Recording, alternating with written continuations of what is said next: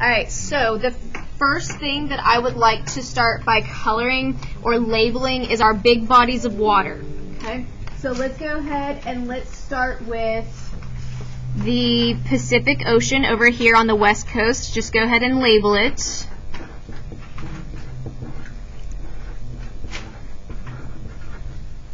Okay, remember we go PGA.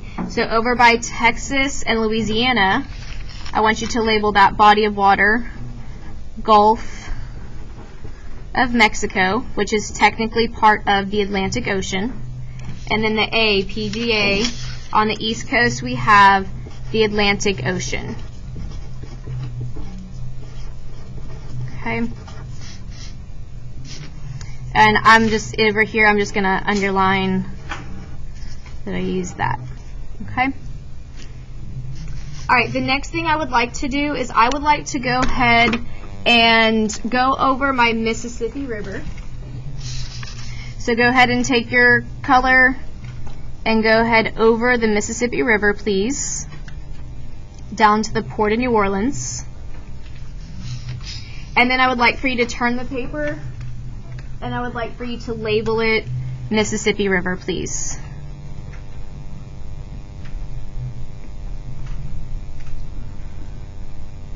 Okay. Alright, the next body of water that I would like to go ahead and take care of are the Great Lakes. So I'm going to go up here. Oh, you know what? I'm sorry, I forgot. Over here in my key, just make a little squiggly with your Mississippi River. And now I want to go ahead and I want to label the Great Lakes. Okay, and so there are 5 Great Lakes up here close to that Northwest Territory.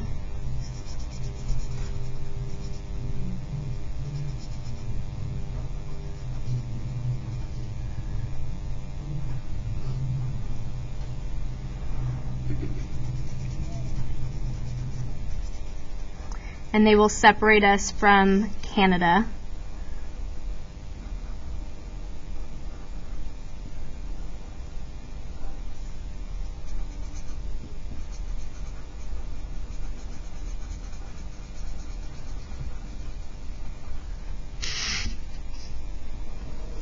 Okay, here's Lake Erie, and that's going to be connected to the Erie Canal.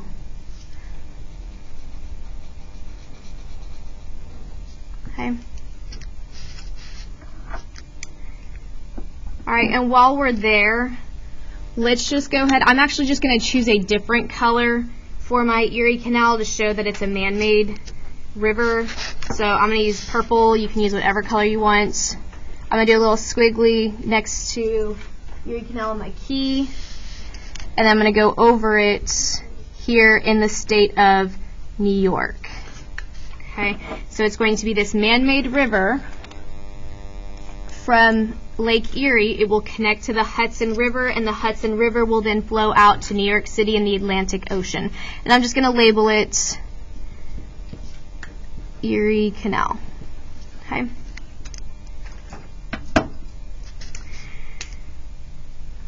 Alright, so the next thing that I would like to do is I would like to color the 3 colonial regions. You may go ahead and choose whatever colors you like, but I'm going to stick with dark blue for New England because our memory trick for the New England colonies was that this colonial region was very cold.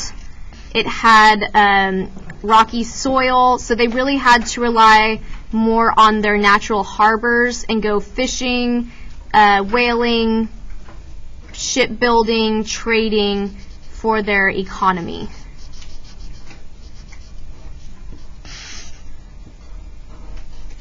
And y'all tell me if it gets too blurry.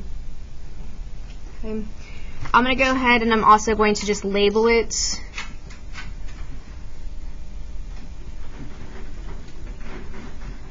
New England Colonies.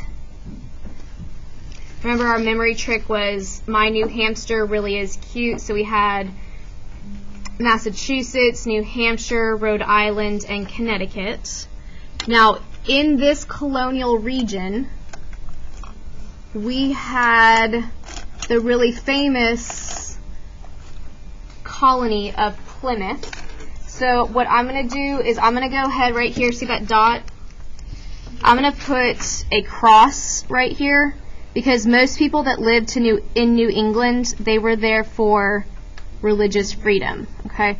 And for Plymouth, what I need to remember is 1620 because the Pilgrims will write what document? Mayflower Compact, good. And I'm just going to go ahead down here in my key and I'll add that little cross there. Okay.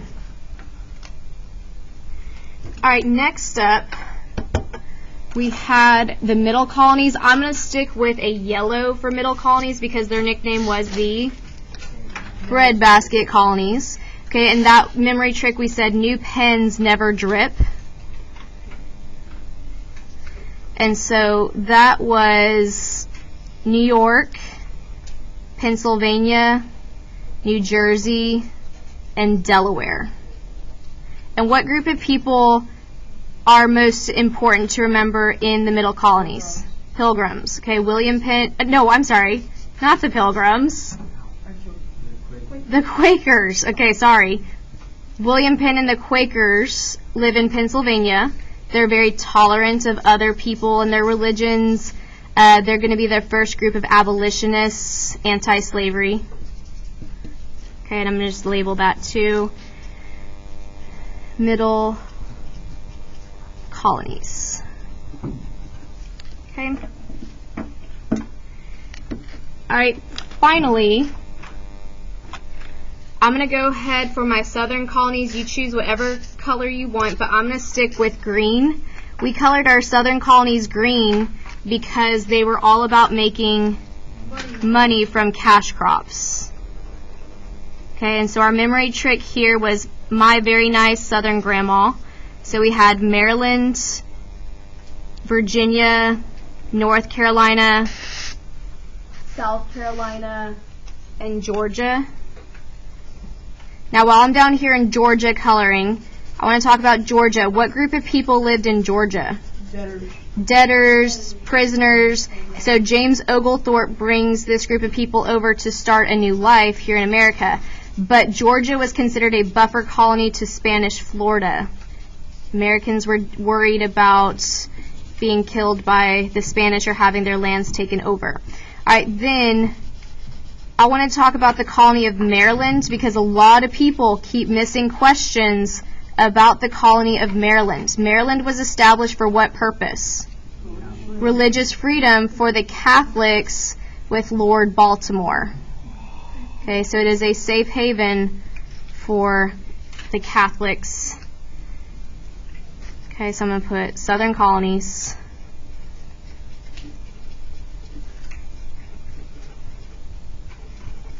Alright, and then probably the most important colony in the Southern Colonies to know is 1607 Jamestown. I'm going to use a $sign because they're all about the cash crop of tobacco, and that's 1607. And I'm going to go ahead and I'm going to add that to my key.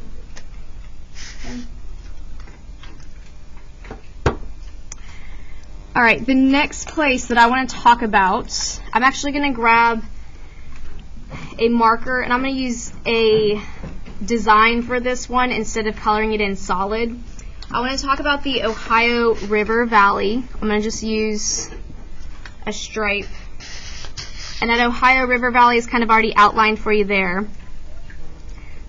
What country originally settled in this area? Country. French. Okay, so what's my memory trick for the French? Friendly French furs are my 3 F words. But this land in the Ohio River Valley, that's going to be the land that is going to be fought over in that French and Indian War prior to the American Revolution.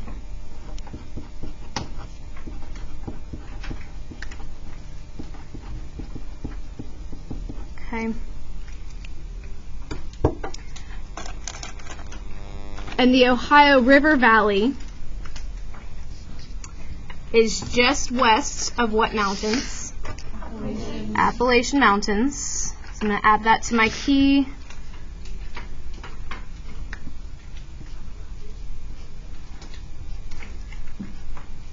Okay, and then I'm going to go ahead and I'm going to add that title in my map.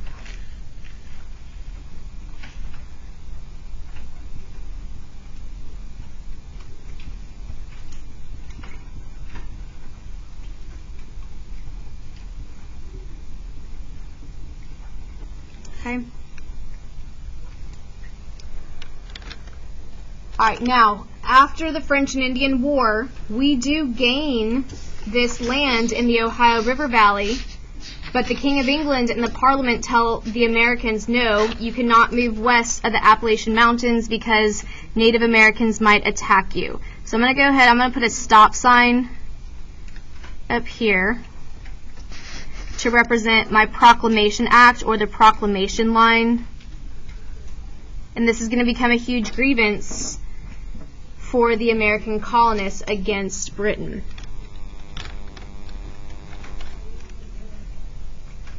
Okay. All right, next up, when we finish the American Revolution, what document do we sign? Treaty of Paris, okay? And so in that Treaty of Paris, you finally get to move west of those Appalachian Mountains, and your new western boundary will be the Mississippi River. So we gain all this land west. But the land that we spend a lot of time focusing on is the Northwest Territory, and I'm just going to go ahead and choose a color for the Northwest Territory, and I'm going to color that in. It's going to be the lands closest to the Great Lakes, and it's going to cover a lot of the Ohio River Valley. So we've got states like Illinois, Indiana, Ohio, Michigan, Minnesota, Wisconsin. Now, how many people were required for these territories to become states? 60,000, and they also had to promise to ban slavery. Okay.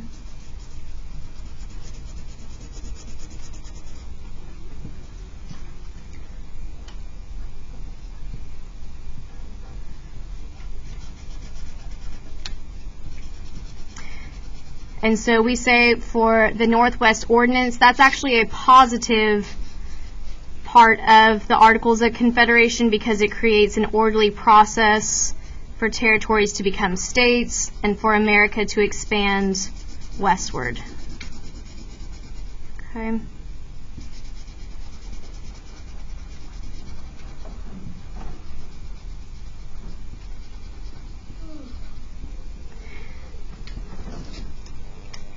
All right, so as the new nation develops, our capital moves to the south because of Hamilton's financial plan. The only way that he is going to get Southerners to help pay off the debt is by promising to move the capital to the south, and the capital becomes Washington, D.C., and that's going to be right here between Maryland and Virginia. Bless you. Okay, so there's Washington, D.C. And in 1803, when Thomas Jefferson is president, America becomes very interested in purchasing this port of New Orleans.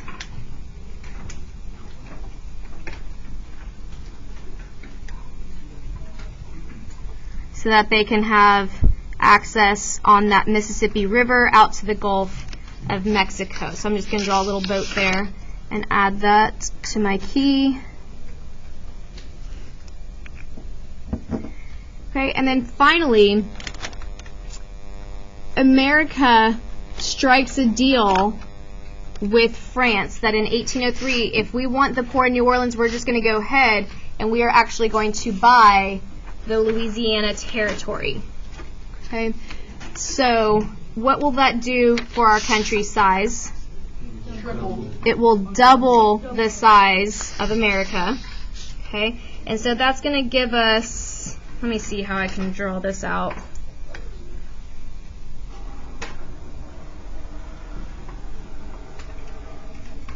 Pretty much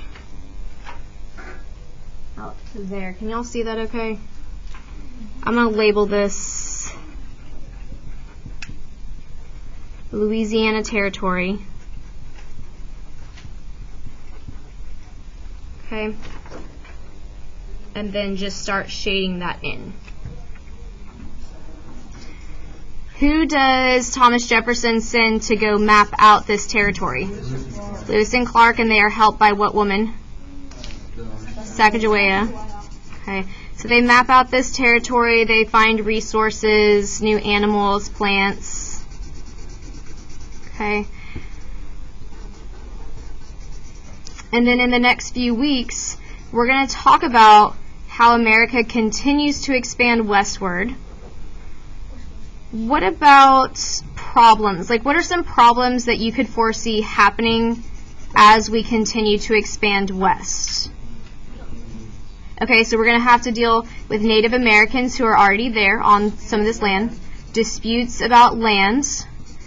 Okay, what about, like, thinking back to 7th grade, you might have to do what to get some of the land? Fight. You might have to fight to get some of the land.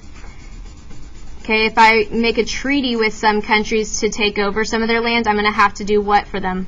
Give them money. Okay, so we'll be talking about that. But probably the biggest issue that we're going to see in regards to expanding west is that people in our country are going to start to feel divided about should slavery be able to expand west into this new territory. And so we'll talk about the laws that are passed that will try to keep a balance between slave states and free states, and we'll talk about the Missouri Compromise later on this week. Okay?